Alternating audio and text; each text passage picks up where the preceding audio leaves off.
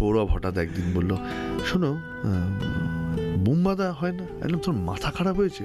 প্রসেনজিৎ চ্যাটার্জি কেন করবে এটা? বুম্বাদা রক স্টার, মানে যেটা হওয়ার, রক স্টার বলাটা ঠিক হবে না। মানে আমরা ছবিতেও বলেছি rock star, definitely rock star in the mean the tag rock star, it is not the, যেন আমাদের 90s-এ রকস্টার, আমি যদি সুমন চ্যাটার্জিকে রকস্টার বলি বা অঞ্জন দত্তকে রকস্টার বলি বা নচিকেতাকে রকস্টার, আমরা বললাম নচিদা তোমার তো রকস্টার হয় না, so that kind of, so বা আরেকটু পরে শিলাজিৎ দা, মানে আমরা বললাম মানে এই টাইপ নয়, টাইপ তার লেজেন্ড ওরকম একজন সিঙ্গার, মানে লেজেন্ডারি সিঙ্গার আমাদের, জীবনমুখী গান গায় এরকম, but with a band form ওরকম। তো যখন এটা হয়ে গেল, যেদিনকে বোম্বাদার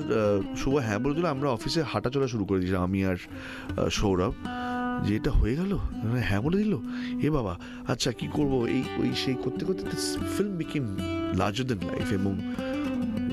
আমরা ভেবেছিলাম যে টাকায় মানাবো দুজন মিলে, তার ঠিক